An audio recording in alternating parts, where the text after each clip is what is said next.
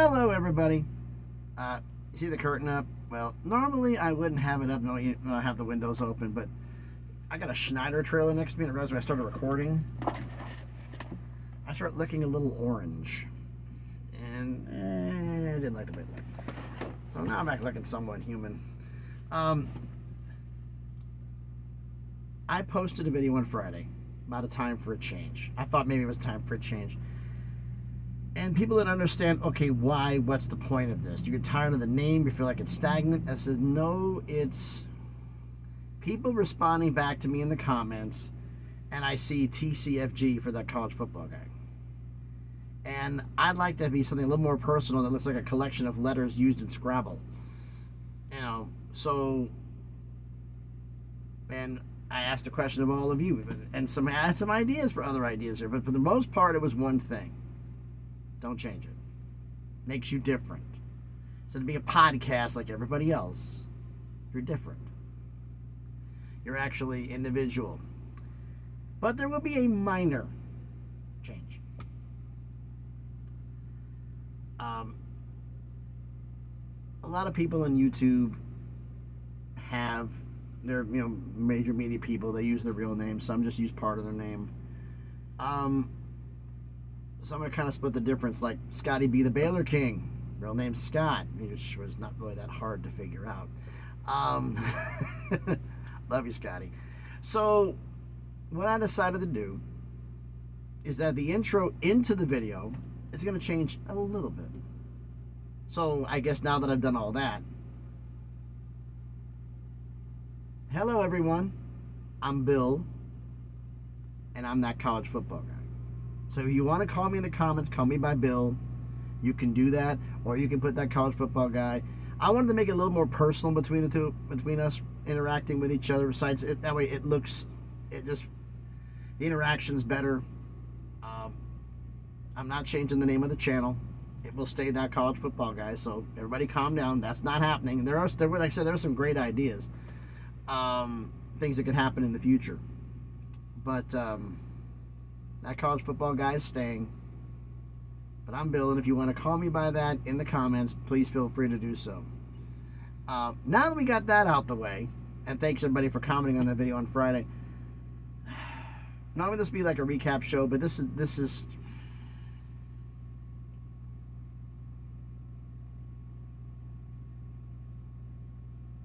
those who are ACC fans know what I'm about to say is true.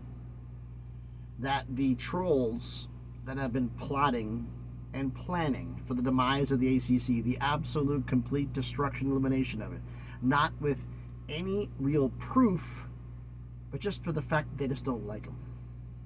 They perceive them as arrogant. They perceive them as being elitist. They perceive them as having that issue. Now, are there some fans in the fan base of schools in the ACC who think that way? Yes. There's some who are in every fan base. So that's nothing unusual. Saying, well, it's not happening to us. There's some that think that Notre Dame walks on water. Pun intended here. So, look. Everybody has having a global meltdown, it seems like, over Josh Pate's comment. Josh just said something out there. He made it vague. He made it as simple as possible. The changes are going to happen in the conference. Never gave a time window. It's imminent. Okay, define imminent. If we're talking between the birth of the galaxy and the end of the galaxy, then if it happens in the next 150 years, that's imminent. So he basically made it on there so that he can just put whatever he wants out there. And oh no, it's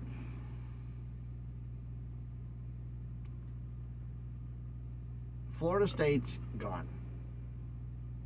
Now, there are some out there who think that Clemson should stay and North Carolina and the cronies affiliated with UNC, Chapel Hill, should leave the conference. Clemson should stay.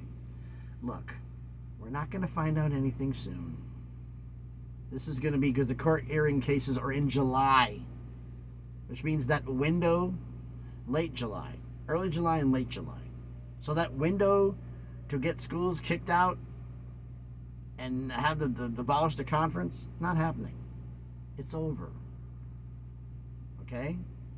The chance to do that is done. There's the talk about private equity helping out an expansion. When I actually got a chance to read some of the private equity information, I got to see with the fact that part of the agreement of, yes, you get the money up front, but based upon the agreement, some are anywhere from 25% to 1/3 of all revenue generated goes to equity. Goes to the private equity group. That way they make a profit. You make an additional profit, but you could be in the hole by the end of it. Is it really worth it? And the fact is, as much as you spend, you're still not catching the Big Ten and the SEC. Tar Heel, I'm going to give him props because he's the first one who brought this to my attention in the comments section. If somebody else could have brought it up beforehand, but Tar Heel brought it up in the comments section. So props to Tar Heel for this. We do have now a 3-tier college football system. Some say it's a P2 and another 8. No. Tier 1, the Big Ten and the SEC. Tier 2, the Big 12 and the ACC. Tier 3 would be the G6. I think Tier 4 would be FCS, and certain FCS schools can move up from Tier 4 to Tier 3. Tier 5 could be Division 2. Tier 6 could be Division 3. So, it has a flow to it, so that works. So, I guess this kind of is a recap a little bit because I didn't tackle this during the week, really. But just all the ACC talking, everybody throwing everything at a wall to see what sticks. Until the court cases are done, nothing's happening, folks. It's like, could private equity get in this? Yeah, it could. But the fact is, private equity is not going to give a loan out until they find out how much they get. If private equity could be very much involved with Florida State leaving the conference, but private equity is not going to do anything until they know how much the check's going to be. So we're in a holding pattern. There's all the doom and gloom about the ACC dying. I did a video. The ACC's not dying. It's not going away. As badly as some people want it to happen, I hate to break it to you, cupcake, but it's not. ACC is going to be just fine. Now, the one thing is, I said before that all the ACC fans, and I have some diehard ones in the comments section, I appreciate you, is that the lineup of schools that's in the ACC as of now, by the time this whole legal situation gets set up, that lineup of schools will be different. Because there's going to be changes. It could be schools going away. It could be schools going away and schools coming in. We don't know. We won't know until it actually happens. So, sorry guys. Although there was one thing. I did it as a kind of a joke. And this was, oh my goodness, 5, 6, 7 months ago. That with Stanford and Cal and SMU, maybe they should rename, keep the ACC letters, but keep it the All Coast Conference. Change the name, keep the same initials, since you have West Coast schools and East Coast schools, and I don't know, break it up. Do if you're this, I can just scroll back in my videos and find out about that. The other part of this. I brought the story about the wise man up north, John Canzano, John Wilner, about the Mountain West Pac-12 agreement. I linked this on X. I think I'm also going to link it in the description. The Big Mountain Podcast did a great video. Some people are actually under the illusion. I've had people telling me on X that it doesn't cost any money to rate anybody out of the Mountain West. No, it does. In fact, I think when they did, I watched the video they did a few months back. It was like 5 months ago, where they actually had the agreement and the fees. And it's like $100, and I thought it was $5.5 million the university pays and $10 million the school pays. No, the school pays $5.5 million back to the Mountain West if they leave. But like if San Diego State, the example they use, leaves the conference, the school pays $5.5 million to the Mountain West. The Pac-12 with the two schools pay $10 million for one school. You want to take all the way up to 11, it's $137 million, I believe the fee was. It gets expensive. It's incrementally over 10 on there as it goes up. I think 8's almost $85 million, I think. What's people talking about? $85 million check you got to write? They have the video in here. I'm gonna actually link it in the description and give them a big shout out for doing that.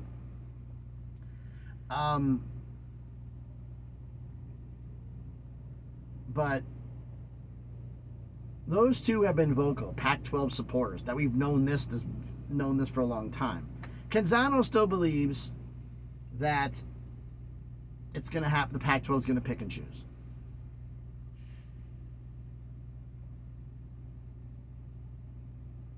But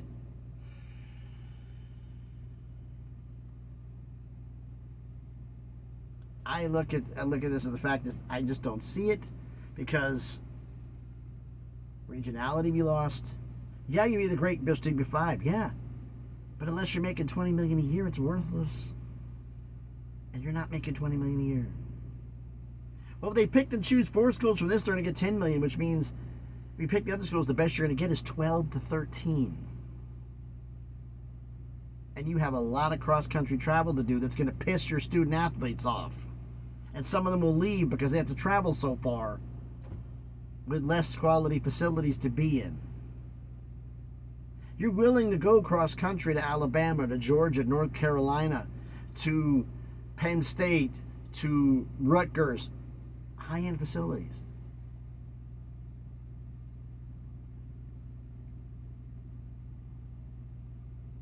That matters.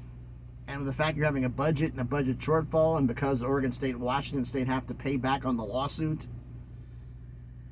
and there's going to be revenue sharing on top of it, I mean, I've asked JY about it, but I guess I'll ask it on here formally. JY and Steve from the Big Mountain, y'all did a video and broke down how much it was, the fees were for the Big Mountain, for the merger, how much fees the Pac-12 is going to pay over the next 2 years out of the money they've earned.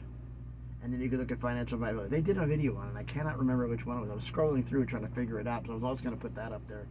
I'll shout out who needs to on this, if to get the point across. You've done better work than me. I'm no problem. I'm not bashful about that. I'm not afraid to shout out somebody else's channel. But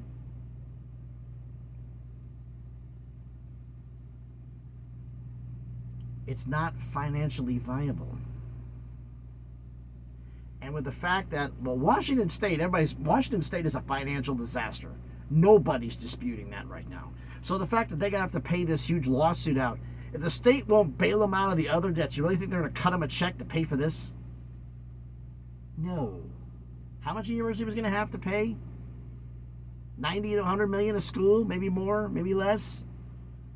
That's going to come out of the money because Washington State can't afford to pay it, and Oregon State, I think, is going to be in the same boat. That's damn near over half of your money. That's a lot gone.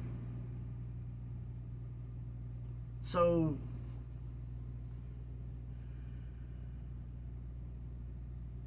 but that, Canzano, and there's still a few in the media, and quite a few fans who believe that's what's going to happen. Wilner changed his mind and said, you know what, a merger's going to happen. And I'm saying no.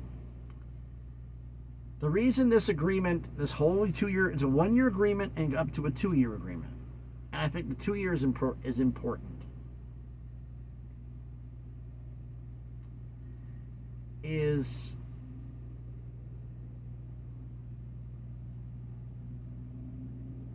this, as everybody said, it's the Mountain West it's also the student athletes from Oregon State and Washington State. How do you feel about playing here?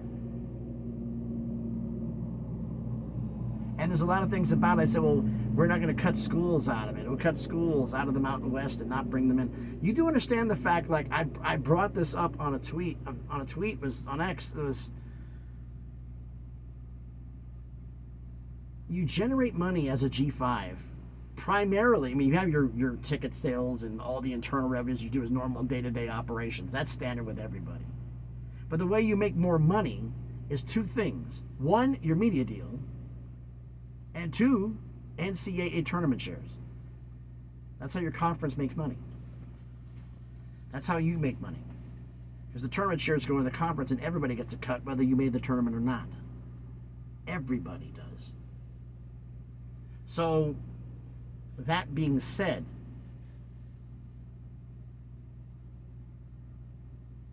you have all these shares coming in, and the fact is, like they said, oh, you just pick 4 schools, that's the tournament value.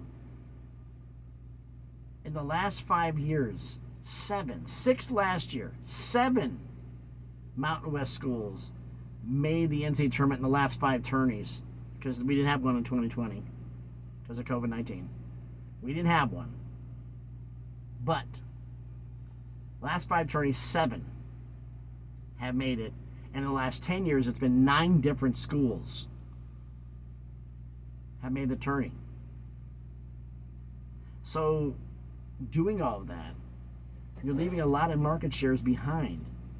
You're leaving a lot of money behind.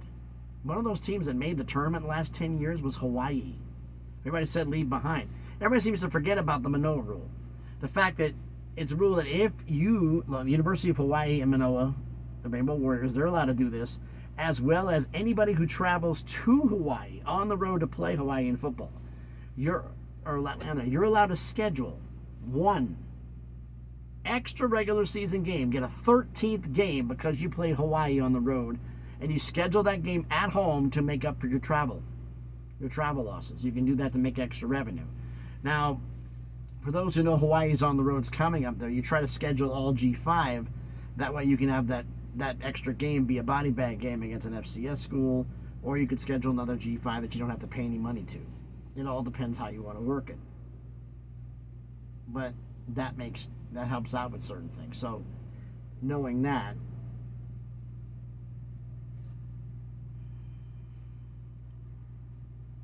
there's that advantage. But a lot of people thinking there's a lot of this dead weight.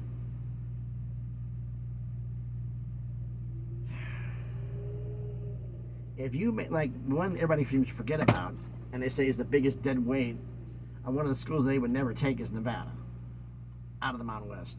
Nevada, in Reno, decent TV market, of the last 10 years has the second most NCAA tournament invites next to San Diego State, who has the most. One year, they were the only one who made the tournament. So, leaving shares behind. But what is all this 2-year period? Audition. Athletes, can you handle traveling here? Can you handle working here? Can you handle doing things here? Can we work on an agreement? How things are going? All the while, the Oregon State and Washington State are both going to be working out deals, back channels, to work with, to talk to the Big 12 and the ACC, Big 12 being the primary one, to see if there's any interest in possibly joining the conference, because that's the ultimate goal. They want to go back into a power conference, into an autonomous conference, and I don't blame them. And this gives them 2 years to try to work on that. If not, they have a fallback plan. Now, somebody said they're going to go spend the money. There's not enough to do this. There's not enough, in my opinion. So if you don't have the money to do it, why spend the money? And the fact the states are not going to bail you out of the lawsuits, that's major. Now, could that change? Yeah, but as of now, no, they're not. So it makes all the sense in the world to me is to make sure you have money to pay for those lawsuits, to make sure you have money to pay for everything.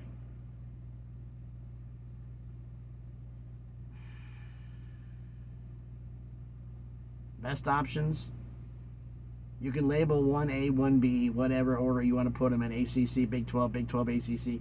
Trying to get invited to one of those schools. If not, it's a sideways merger, it's a reverse merger, it's a backwards merger, because they're going to join the Pac-12. Oh, no, we're not going to join the lowly Mountain West.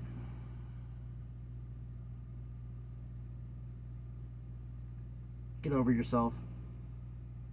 Just get over yourself. Best option, if they can't get in a university, all 14 schools combined, become a conference, possibly raid a couple of schools from the state of Texas, because they basically said they far east as they want to go is Texas. They want to keep primarily a West Coast conference. So if you get a couple of schools out of Texas, that helps out in recruiting, that helps out in visibility, and expands your footprint.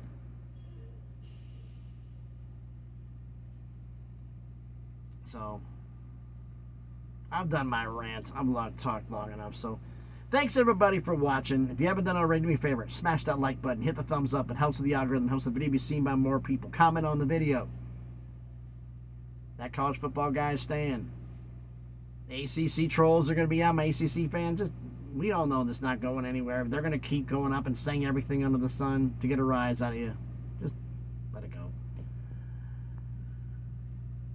And the Mountain West Pac-12, we think no money for paying schools. No. You have to pay. And financial-wise, but you're not going to get baiouts from the states. I've already said what I've said. You tell me what you think about all this down in the comments. Share the video if you want to, and if you haven't done it already, check out some of the other videos I've done. If you like it, hey, subscribe to the channel. Just past 600, on the way up. Bigger and better things, on the way up to 1,000 subscribers. Start making some money in this thing. So thanks again, everybody, for watching. Like I said, the link to the Big Mountains video that goes through the Mountain West's agreement with how the pay goes and the penalty fees, they hit a video on this. I was going to do one, since they already did it, there's no sense in doing it twice. So check their video out. My link to my Twitter, my X, thank you for the breaks. Twitter and X will be in the description. So thanks, everybody, for watching. Have a great Sunday. Be safe, and please be good to each other.